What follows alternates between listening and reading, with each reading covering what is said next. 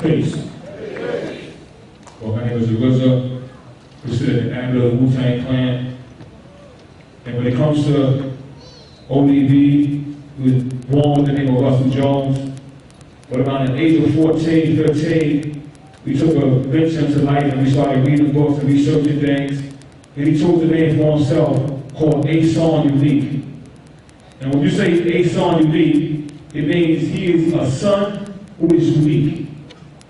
When I look at my Uncle Bruce and Cherry, you know what I mean? And I was going to their house all the time and spend weekends with them. It was like, they were the only family that I saw as a family growing up. You would see on Cherry wake up in the morning and she made pancakes, you know what I mean? They had 2 boxes of cereal in the cabinet. Uncle Bruce, hard-working man, both parents worked, and it was a great example of a family. And A-Son Unique was a unique son from that family.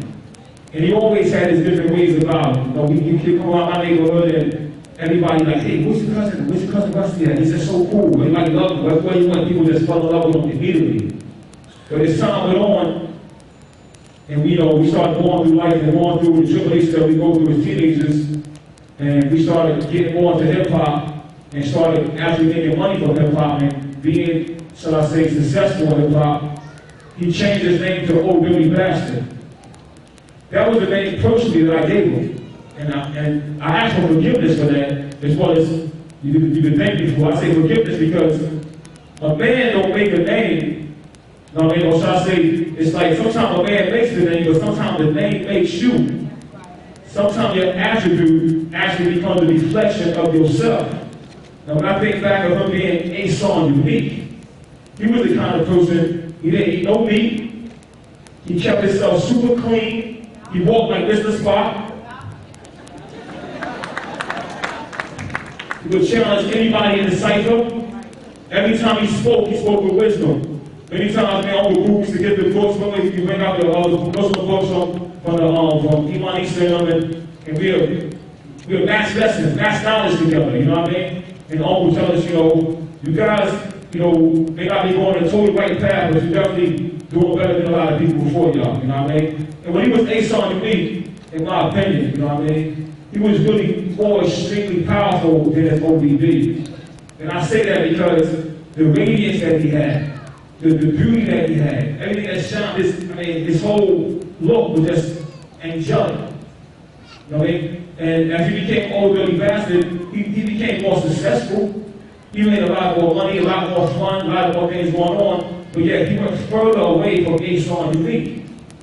And this has happened to myself also, so I know the situation. I took a name on myself since it's body digital, shall I say. I became more of a person just chasing life instead of letting life flow through me.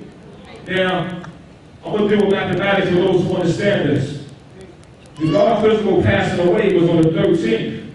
And we know that's dealing with what is his own self. You know what I mean? And what is your own self? Sometimes things build on top of ourselves so much that our own selves get buried so deep in that our self is there no longer. And that's when the soul gives up on the body because the flesh has taken over.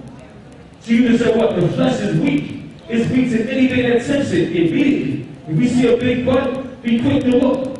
We see some alcohol, be quick to sip.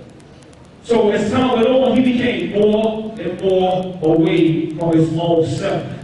It's similar to a woman when you meet her, she's nice and slim and pretty, you're like, wow, that's a bad girl. But as time goes on, she gains weight, becomes depressed and more depressed. So she's no longer herself anymore. She's no longer satisfied with herself. And I gotta say, in the case of A-Son Unique, I think this is some of the things that happened to him as time went on. Because now, it's like he has to look at himself. And when we can't be satisfied with ourselves and find happiness, which is total, complete satisfaction with yourself, you find other things that make you happy. And what do that turn into? Alcohol, drugs, and sex, yo.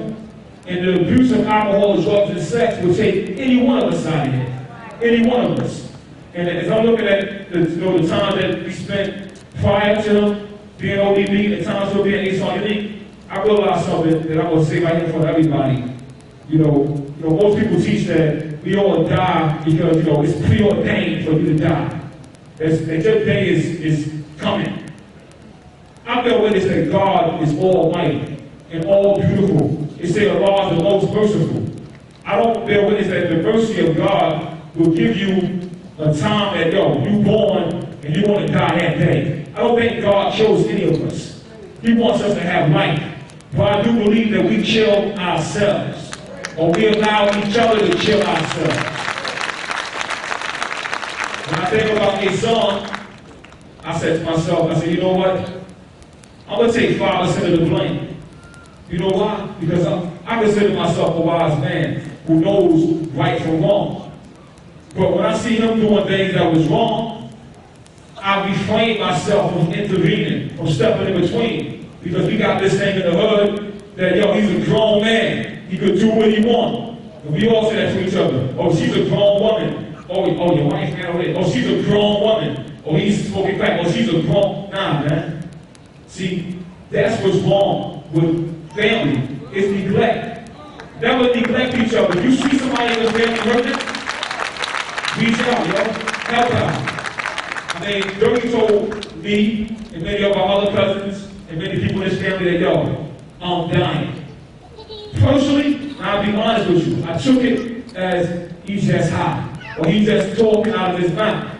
But it was real, because now it's real evidence for me to see. And so we have a big family. He comes from a family of 7. I come from a family of 11. We have 20, 30, 40, 50, 60 nieces and nephews, all kinds of cousins. And what that means, it's a blessing to have a big family, but it also means there's going to be a lot of more sorrow in this family. Because each and every one of us got to face that day. But there is a way to extend ourselves, to extend it to a point. When you read into the Bible and the Holy Quran, you see, this man lived to be 200, 300, 400, 500 years of age, living righteous. It's like we got to take that seriously these days. Take righteousness into our heart, take our diet into our heart, and take our love into our heart, and apply it back to each other. And what goes with this, when I think about applying that love back to each other, it's like, don't ever take what somebody is telling you from their mouth and from their heart as a joke, as a jest, or as a pass-by. Because everything is real. And if you don't believe that it's real, then the Most High will show you how real it can be. And you will be another sorrowful moment. I say peace and blessings to RZA. I love the God with all my heart. That's my word is bond. I love my family, and I strive to do the best I can to help anybody in my family. And I just hope we all can show that love to each other and help each other, man. Make this family for real. Be one of those families you read about in history books. Peace and blessings.